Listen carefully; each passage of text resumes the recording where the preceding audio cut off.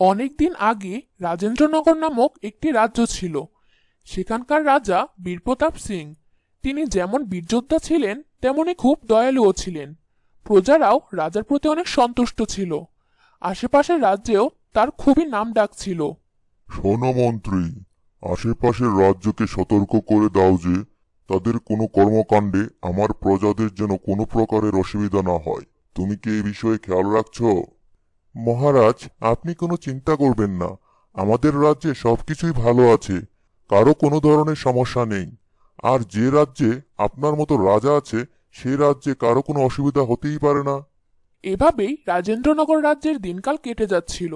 কিন্তু কোথা থেকে একদিন এক ড্রাগন দানবের কালো ছায়া সেই রাজ্যের উপর এসে পড়ল।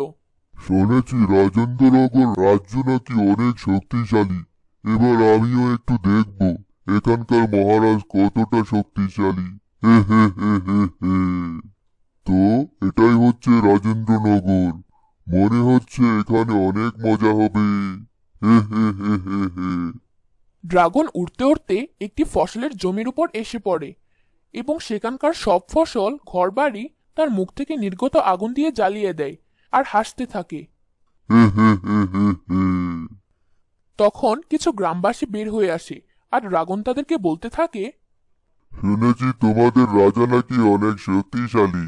এবার আমি দেখতে চাই সে আমাকে কিভাবে আটকায়। আমি এই রাজ্যকে জ্বালিয়ে পুড়িয়ে নিঃশেষ করে দেব। হে হে হে হে হে। এখন আমি যাচ্ছি, কিন্তু আমি আবার আসবো। আস্তে আস্তে আমি এই রাজ্যকে ধ্বংস করে দেব। হে হে হে হে হে। এরপর দানব পাহাড়ের দিকে চলে যায়। এদিকে এই ঘটনা খুব দ্রুত পুরো রাজ্যে ছড়িয়ে পড়ে। মন্ত্রী হন্তদন্ত হয়ে মহারাজের কাছে যায়। মহারাজ, এক ড্রাগন দানব আমাদের রাজ্যের উপর আক্রমণ করেছে। আর ও বলছে আমাদের পুরো রাজ্যকে নাকি ধ্বংস করে দিবে। শুধু তাই না, সে আপনাকেও চ্যালেঞ্জ করেছে। কে? এই দানবের এত বড় সাহস! ও রাজ্যকে ধ্বংস করে দিবে? এর আগেই আমি ওকে শেষ করে ফেলবো। কালকেই আমি ওই দানবের উপর আক্রমণ করব। রাজজ্যোতিষীকে ডাকো আর আক্রমণের জন্য প্রস্তুতি নাও। জি মহারাজ, আমি এখনই সব ব্যবস্থা করছি। কিছুক্ষণের মধ্যেই জ্যোতিষী রাজদরবারে হাজির হলো। মহারাজ দীর্ঘজীবী হন। মহারাজ বলুন, আমি আপনাকে কিভাবে সাহায্য করতে পারি? রাজজ্যোতিষীজি, আমি আগামীকাল আমাদের রাজ্যের উপর আক্রমণকারী দানবের সাথে যুদ্ধ করতে যাচ্ছি। আপনি কি এই বিষয়ে আমাকে কোনো সাহায্য করতে পারবেন? মহারাজ, এটা কোনো সাধারণ দানব না। এটা হচ্ছে এক মায়াবী দানব। ও মুখ দিয়ে আগুন ছোড়ে। আপনি ওকে কোনো সাধারণ উপায়ে হারাতে পারবেন না। তাহলে আমি কি দেখব আমার রাজ্য ধ্বংস হয়ে যাক? মাফ করবেন জ্যোতিষীজি, আমি আমার রাজ্যকে ধ্বংস হতে দেখতে পারবো না। কালকেই আমি ওই দানবের উপর আক্রমণ করব। মহারাজ, আপনি এটা করতে পারেন না। এখানে আপনার জীবনের ঝুঁকি আছে। আপনাকে অসংখ্য ধন্যবাদ। এখন আপনি আসতে পারেন। রাজজ্যোতিষী ওখান থেকে চলে যায়। শোনো মন্ত্রী, রাজজ্যোতিষী যেমনটা বলেছে দানবের কাছে যাওয়া একেবারেই নিরাপদ নয়। তাই আমি সিদ্ধান্ত নিয়েছি আমি একাই ওই দানবের কাছে যাব।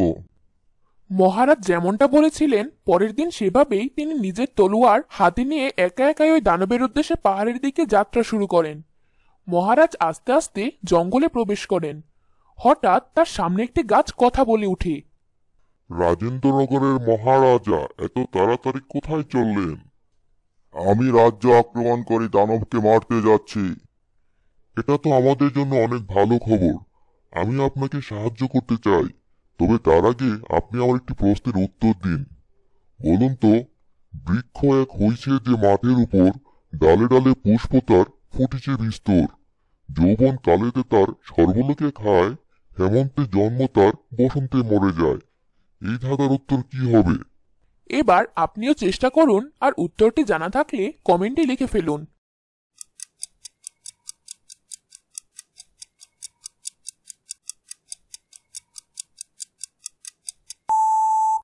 এই ধাঁধার উত্তর হলো সরিষা ফুল। মহারাজ গাছের ধাঁধার উত্তর দিয়ে দিল। তখন গাছ একটি ঢাল রাজার দিকে এগিয়ে দিল। মহারাজ, আমার পক্ষ থেকে এই ঢাল আপনাকে উপহার হিসাবে দিচ্ছি।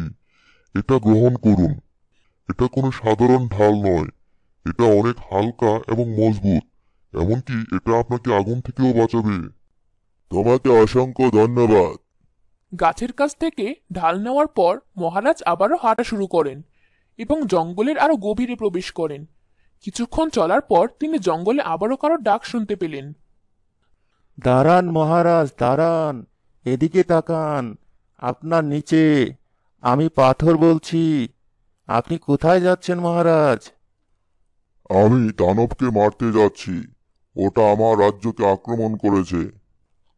আমি আপনাকে সাহায্য করতে চাই। তার আগে আপনি আমার একটি প্রশ্নের উত্তর দিন। বলুন তো মহারাজ। হেথা দিলাম থান, হয়ে গেল লতা, ফুল নেই ফল নেই সবই তার পাতা। এই ধাঁধার উত্তর কি হবে? এবার আপনি বলুন তো এই ধাঁধার উত্তর কি হবে?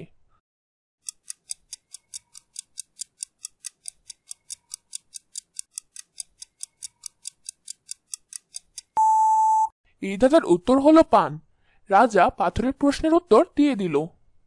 মহারাজ, এই পাথরের দ্বারা তৈরি তলোয়ারটি নিয়ে যান। এটা কোনো সাধারণ তলোয়ার নয়। আপনি ইচ্ছে করলেই এই তলোয়ারের এক আঘাতে বড় বড় পাহাড়কেও ঘুরিয়ে দিতে পারবেন। তাছাড়া মায়াবী শক্তি দ্বারা তৈরি জিনিসের উপরেও এটা কাজ করে। মহারাজ পাথরের উপর থেকে তলোয়ারটি নিয়ে আবারও সামনে অগ্রসর হতে থাকে। কিছুক্ষণ চলার পর তিনি আবারও কারো ডাক শুনতে পান। দাঁড়ান মহারাজ, কিছুক্ষণ এখানে থেকে যান। বানর, তুমি কি আমাকে ডাকছিলে? হ্যাঁ মহারাজ, আমি আপনাকে ডাকছিলাম। আমি জানি আপনি কোথায় যাচ্ছেন, তবে আমি এমন কিছু কথা জানি যেটা আপনার জানা খুবই জরুরি, কারণ তা না হলে আপনি ওই দানবকে মারতে পারবেন না। বলো বানর, কি এমন কথা যেটা না জানলে আমি ওই দানবটাকে মারতে পারবো না? মহারাজ বলছি, তবে তার আগে আপনাকে আমার একটি ধাঁধার উত্তর দিতে হবে। তাহলে বলুন তো, পানির জন্তু নয় তবুও পানিতেই বাস করে, হাত নেই পা নেই তবু সাঁতার কাটে, এই প্রশ্নের উত্তর কি হবে? এবার আপনিও চেষ্টা করুন এবং উত্তরটি যদি জানা থাকে তাহলে কমেন্টে লিখে ফেলুন।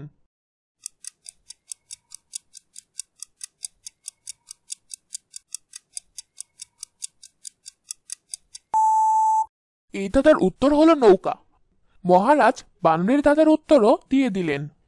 তখন বানর বলতে শুরু করলো, মহারাজ, আপনি দানবকে মারতে চাচ্ছেন, কিন্তু আপনি তো তাকে এমনিতেই মারতে পারবেন না, কারণ ও একটি মায়াবী দানব। ওর প্রাণ ওর সাথে নেই, তাই আপনি ওকে যতই মারুন না কেন সে মরবে না। ওর জান লুকিয়ে আছে ওখানে পাহাড়ের একটি গুহার ভিতরে একটি সাপের মধ্যে। ওই সাপটিকে মারতে পারলে দানবটা মারা যাবে, তবে সমস্যা হচ্ছে দানবটা নিজেই ওই গুহার দরজা পাহারা দেয়। তোমাকে অসংখ্য ধন্যবাদ বানর, আমি এই বিষয়টা মনে রাখবো। এরপর মহারাজ আবারও যাত্রা শুরু করলেন। অনেকক্ষণ পর তিনি সেই পাহাড়ের গুহার কাছে পৌঁছে গেলেন, আর তখনই দেখতে পেলেন সেই ভয়ানক ড্রাগনকে। এই দানব, আমি আজ তোকে মারার জন্য এখানে এসেছি। তুই আমার প্রজাদের কষ্ট দিয়েছিস, আমার রাজ্যের ফসল নষ্ট করেছিস। আজ তুই আমার হাত থেকে বাঁচতে পারবি না। আরে দেখো তো কে এসেছে। উনি তো সেই মহান রাজা বীরপ্রতাপ সিং। আমি তোমার বীরত্বের অনেক গল্প শুনেছি। আজ তোমার কাছে সুযোগ আছে, তোমার বীরত্বের প্রমাণ দাও, অথবা আমার হাতে মরো। দাঁড়া দানব, তোকে মজা দেখাচ্ছি। মহারাজ দানবের দিকে এগিয়ে গেলেন, আর দানবটি তার মুখ থেকে আগুনগুলো নিক্ষেপ করতে থাকলো। আর মহারাজ গাছের দেওয়া সেই ঢালের সাহায্যে সব আগুন প্রতিহত করতে লাগলেন। এভাবে কিছুক্ষণ চলার পর মহারাজ ঢালের সাহায্যে নিজেকে বাঁচিয়ে গুহার দরজার কাছে যেতে লাগলো। তিনি গুহার কাছে পৌঁছে পাথরের তলোয়ার দিয়ে একটি আঘাত করতেই গুহার দরজাটি ভেঙে গেল। মহারাজ ভিতরে প্রবেশ করেন এবং দেখতে পান একটি সাপ ফনা তুলে বসে আছে।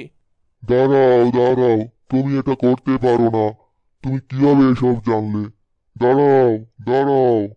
মহারাজ সাপের কাছে যায় এবং তলোয়ারের এক কোপে সাপটিকে মেরে ফেলে। সাপটি মারা যাওয়ার সাথে সাথেই ওই দানবটিও সারা জীবনের জন্য খতম হয়ে যায়। আ আ আ এভাবেই মহারাজ ওই দানবটিকে মেরে ফেলে এবং রাজেন্দ্রনগর রাজ্যকে ড্রাগন দানবের অশুভ ছায়া থেকে